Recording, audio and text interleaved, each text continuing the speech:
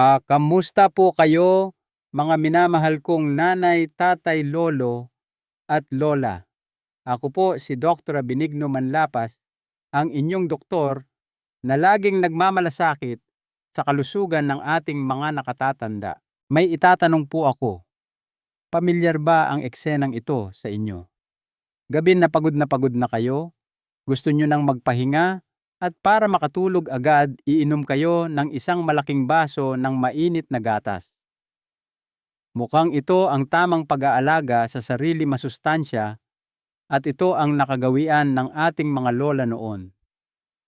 Pero paano kung sabihin ko sa inyo na kung ginagawa niyo ito araw-araw bago matulog sa pag-aakalang nakakatulong ito, baka lalo lang ninyong pinahihirapan ang inyong pagtulog. Nagigising ba kayo pagkalipas ng 3 hanggang 4 na oras para umihi tapos hindi na makabalik sa tulog ng matagal?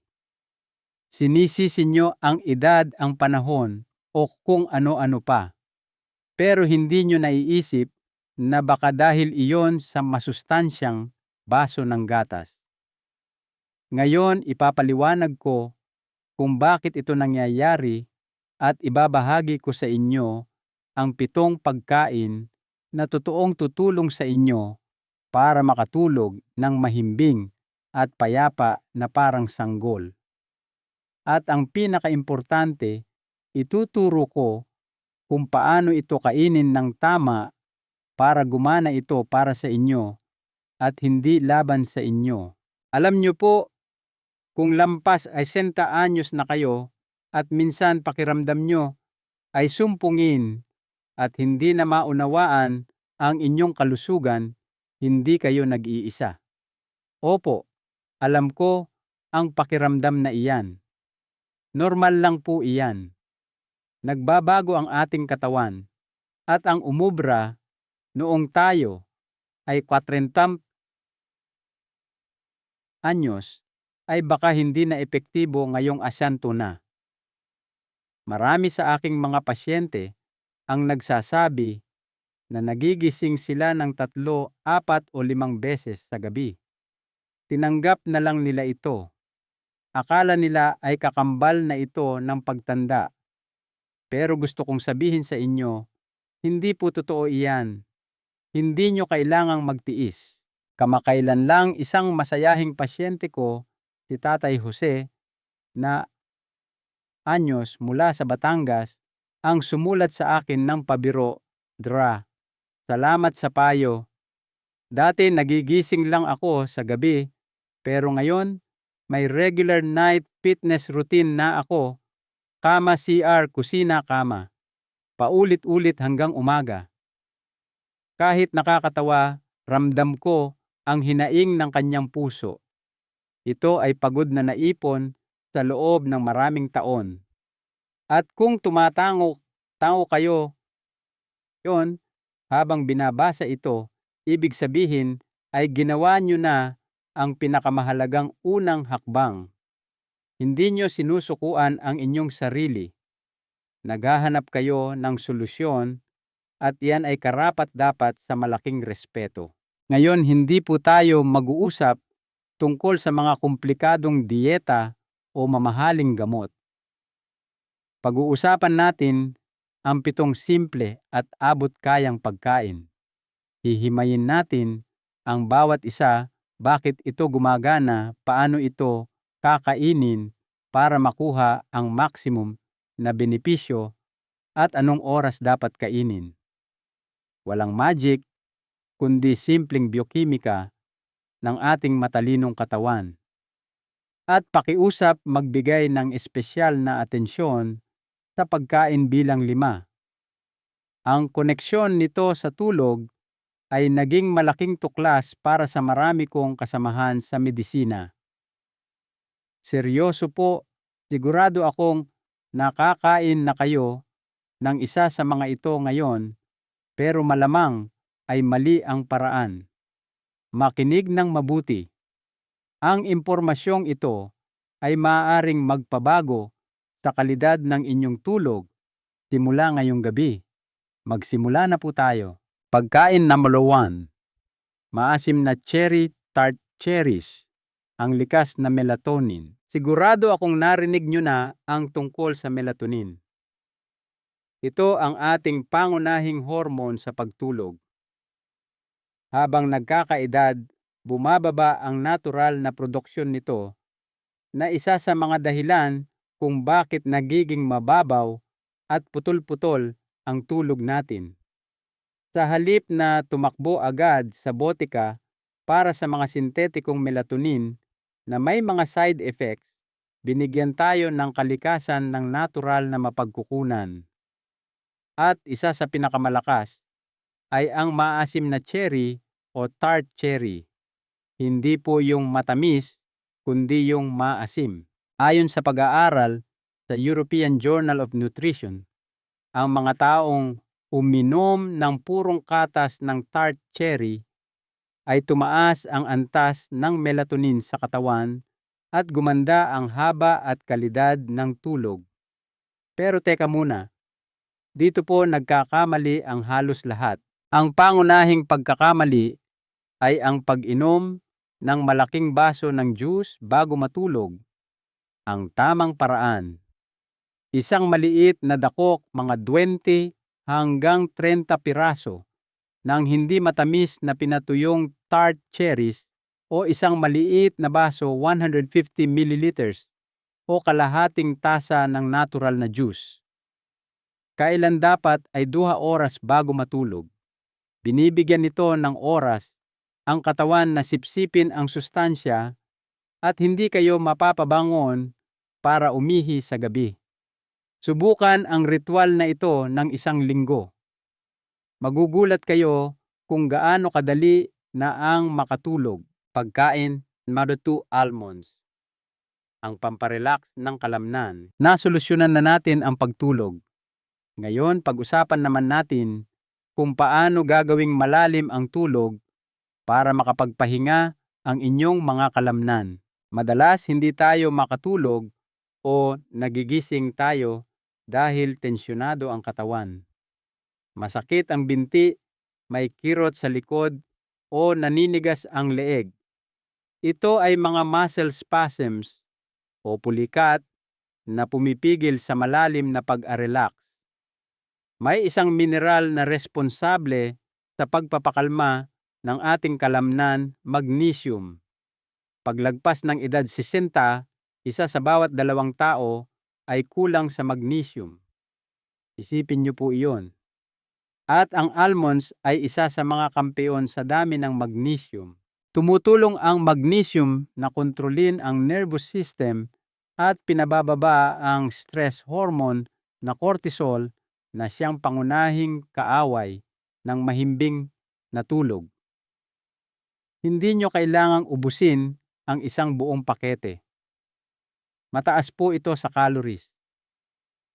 Ang tamang paraan, isang maliit na dakok, mga 10 hanggang 12 piraso ng hilaw raw, hindi inihaw at walang asin na almonds.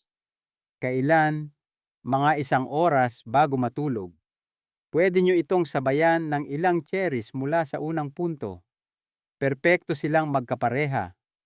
Pagkalipas ng ilang araw, mapapansin nyo na ang mga pulikat sa gabi ay dadalang o tuluyan ng mawawala.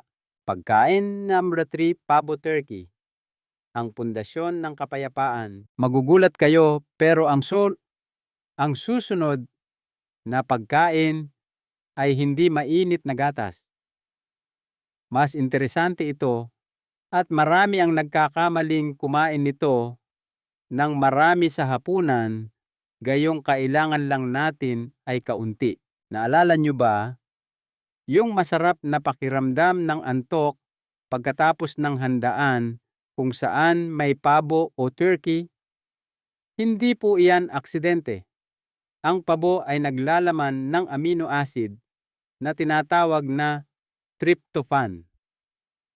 Hindi ito nagagawa ng ating katawan ng kusa. Ang tryptophan ay kailangan para makagawa ng serotonin hormone ng saya at melatonin hormone ng tulog. Sa madaling salita, kung walang tryptophan, walang panggawa ng kalmado at antok, pero may sikreto. Para makarating ang tryptophan sa utak, kailangan nito ng tulong ng carbohydrates. Kaya kung kakain lang kayo ng pabo na walang kasama, hindi ito gaanong epektibo. Ang tamang paraan, isa o dalawang manipis na hiwa ng nilaga o inihaw na pitso ng pabo o manok kung walang pabo at sabayan ng maliit na piraso ng whole grain na tinapay.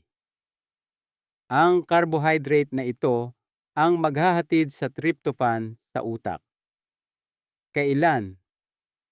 Ito ay mainam na bahagi ng magaan na hapunan, hindi bababa sa 3 oras bago matulog.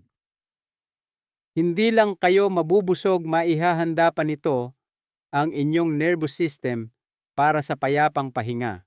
Pagkain number 4, kiwi, ang antioxidant para sa mabilis na tulog. Ang susunod ay medyo bago sa pandinig ng iba, pero ang epekto nito ay kamangha-mangha. Ang mabalahibong prutas na ito ay hindi lang source ng vitamin C. Mayaman ang kiwi sa serotonin, antioxidants, at folic acid. Alam nyo ba na ang kakulangan sa folic acid ay madalas na nauugnay sa insomnia? Isang pag-aaral sa Taipei Medical University ang nakatuklas na ang mga taong kumain ng 2 kiwi 1 oras bago matulog sa loob ng 4 na linggo ay nakatulog ng mas mabilis ng 35% at nabawasan ang paggising sa gabi ng halos 30%. Ang tamang paraan, 1 o 2 hinog na kiwi. Hatiin lang sa gitna at kutsaruhin ang laman. Kailan eksaktong oras bago kayo magplano matulog? Simple at masarap na paraan para mapalakas din ang inyong resistensya. Hinga muna tayo ng malalim. Kalahati na tayo at napakahusay nyo dahil nanonood pa rin kayo. Ibig sabihin talagang nagmamalasakit kayo sa inyong sarili. Huwag magmadali. Pagkain, naman 5, matabang isda, fatty fish, ang sunshine vitamin. Narito na ang puntong ikinagulat ng marami. Siguro, iniisip nyo, ano ang kinalaman ng isda sa tulog? Sanay tayo na pangpuso lang ito. Magandang tanong. Ang mackerel, salmon at iba pang matabang isda ay mayaman sa 2 susing elemento, omega-3 fatty acids at vitamin D. Alam natin na ang vitamin D ay para sa buto, pero napakahalaga rin nito sa pag-regulate ng ating sleep-wake cycle. Habang tumatanda at kulang sa araw, karamihan sa atin ay kulang sa bitaminang ito.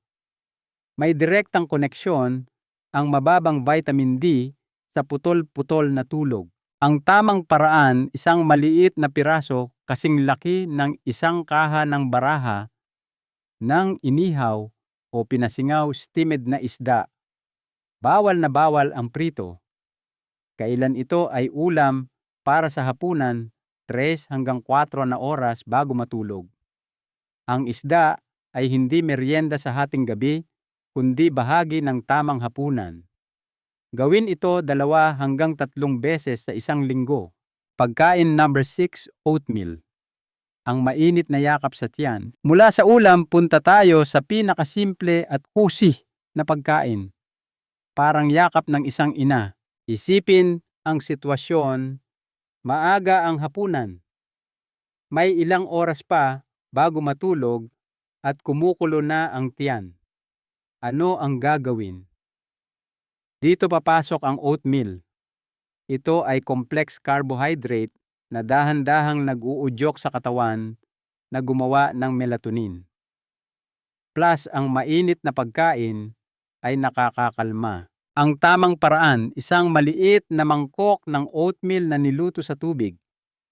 Importante, huwag lagyan ng asukal. Ang asukal ay magbibigay ng biglaang enerhiya na ayaw natin. Sa halip, lagyan ng kaunting cinnamon o ilang piraso ng cherries. Kailan 3 oras bago matulog. Ito ang perpektong magaan na merienda sa gabi. Pagkain number 7, walnuts. Ang pagkain para sa utak at tulog. At panghuli, ang walnuts. Kung ang almonds ay para sa magnesium, ang walnuts ay isang treasure trove. Isa ito sa mga kakaibang halaman na may taglay ng melatonin. Opo, may sleep hormone na ito mismo. Bukod pa diyan, may omega-3 at magnesium din ito. 3-in-1 combo. Ayon sa mga researcher sa University of Texas, ang pagkain ng walnuts ay nagpapataas ng melatonin sa dugo. Paano kainin ng tama? Hanggang 7 piraso ng walnuts lang. Wala nang hihigit pa dahil nakakataba ito kung sobra. Kailan 3 oras bago matulog.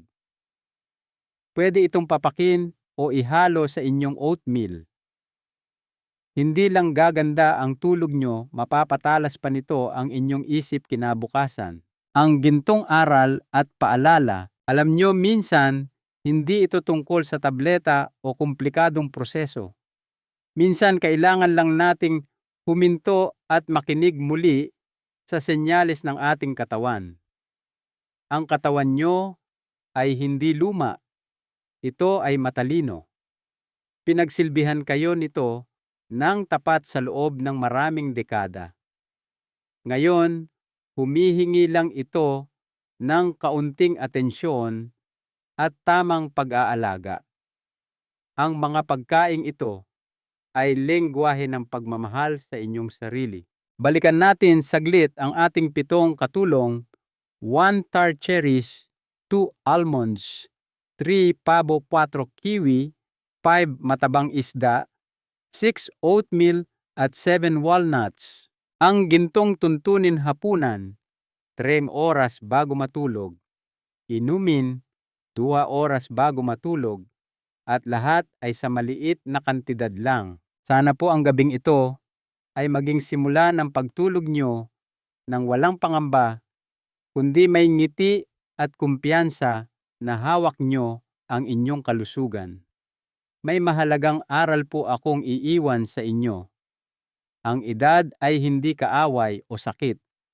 Ito ay simpleng bagong yugto kung saan kailangan nating matutong mamuhay nang may pagkakasundo sa ating katawan.